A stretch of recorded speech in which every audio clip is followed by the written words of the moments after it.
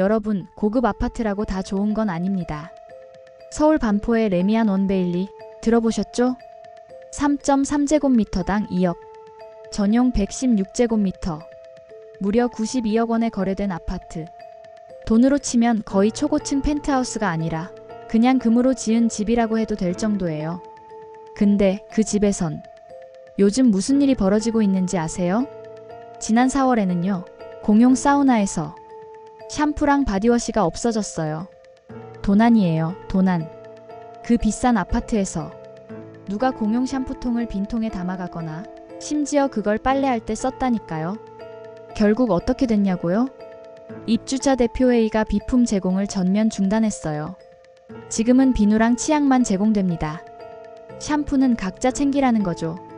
근데 이번엔 그걸 뛰어넘는 일이 벌어졌습니다. 바로 인분 테러. 4번이나요. 단지 내 여자 사우나 탕에 누군가 인분을 투기했다는 거예요. 그것도 지난 2주 사이에만 4차례. 입주민들 사이에선 불쾌감, 충격, 분노가 한꺼번에 터졌고요. 커뮤니티 센터는 CCTV와 출입 기록을 바탕으로 해당 시간대에 들어간 사람들을 조사 중이고, 용의자가 특정되면 사우나 이용 금지뿐 아니라 커뮤니티 전체 출입 제한, 손해배상, 그리고 민형사상 책임까지 묻겠다고 밝혔습니다.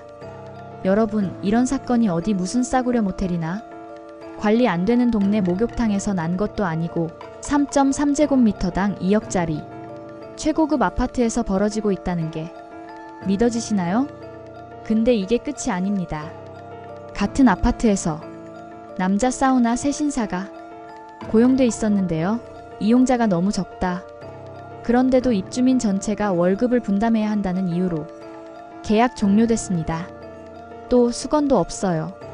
4천 가구 기준으로 매달 800만 원씩 드는 세탁비 때문에 입주 초기부터 수건은 아예 안 줬다고 합니다.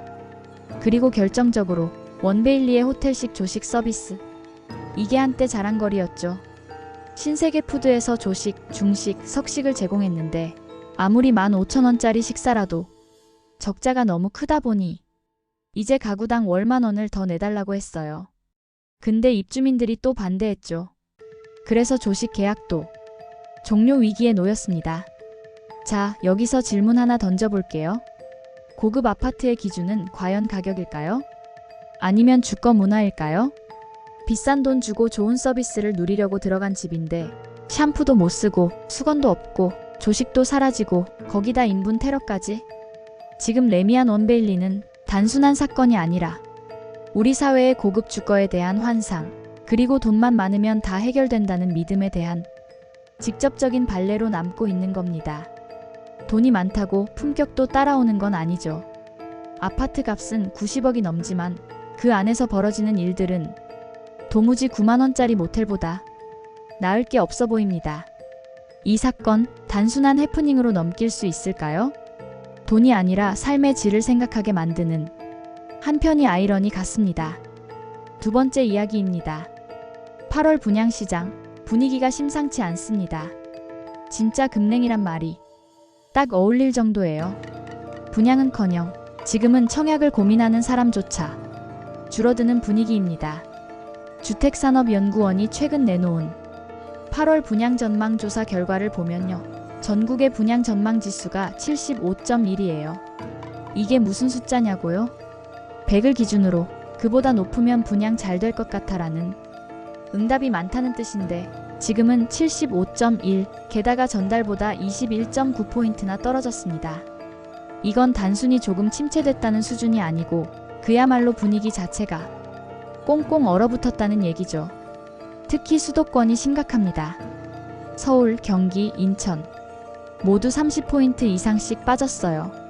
서울은 32.6포인트, 경기는 33.3포인트, 인천은 31.4포인트나 하락. 이 정도면 급락이라고 해도 과언이 아니죠. 왜 이렇게 됐을까요? 핵심은 627 부동산 대책과 고강도 대출 규제입니다. 6억 넘는 대출 막히고 분양받은 집의 세입자도 못 들이는 구조. 이러니 무주택자도 투자자도 일단 멈칫하게 되는 겁니다. 게다가 7월 수도권 매매 거래량도 급감했죠. 가격도 더는 안 오르니까. 이 타이밍에 굳이 청약 넣어야 하나 싶은 거예요. 근데 수도권만 이러냐? 아닙니다. 비수도권도 똑같이 침체예요. 경북은 무려 42.9포인트 하락, 전남도 31.7포인트나 빠졌습니다. 충북, 경남, 강원도 20에서 30포인트씩 줄줄이 낙폭을 보였고요. 전국적으로 우울 모드입니다. 이 와중에 어떤 현상이 벌어졌냐면요. 분양가와 분양 물량 전망도 같이 꺾였습니다. 분양가격 전망 지수는 전월보다 15.9포인트 하락한 100, 즉 더는 가격이 못 오를 거란 심리가 팽배해진 거죠. 분양 물량 전망 지수는 더 심각해요. 25.8포인트나 빠져서 이제 77.3이에요. 건설사들도 지금 분양 내봤자 안 팔릴 것 같다는 분위기라는 거죠. 그런데 역설적으로 미분양 물량은 더 늘어날 거라는 전망이 나왔어요. 미분양 전망 지수가 4.8포인트 올라서 97.0입니다. 이쯤 되면 시장이 정말 악순환으로 가고 있는 거예요. 공급은 줄고 수요는 빠지고 분양가는 높은데 팔리진 않고 결국 미분양만 쌓이는 구조. 연구원은 이렇게 말합니다. 신규 공급이 줄어도 분양가가 여전히 높고 정책 불확실성까지 겹치니까 수요자들이 관망세로 돌아섰다. 맞는 말이죠. 여기서 말하는 정책 불확실성이란 게 뭘까요?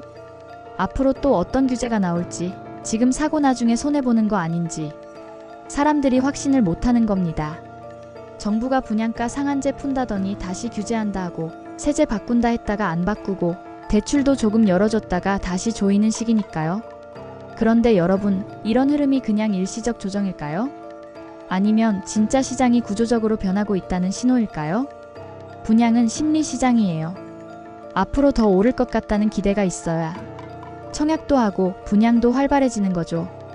그런데 지금은 불확실성, 규제, 고금리, 수요 위축, 그리고 공급 부담까지 온갖 악재가 한꺼번에 몰려오고 있어요. 앞으로 분양시장 정말 조심스럽게 바라봐야 합니다. 그냥 숫자 몇 개 빠진 게 아니라 시장 전체의 온도가 확 내려가고 있는 중이니까요. 시청자 여러분은 지금의 상황을 어떻게 보고 계신가요? 오늘의 이야기가 도움이 되셨다면 좋아요와 구독, 알림 설정 부탁드립니다. 감사합니다.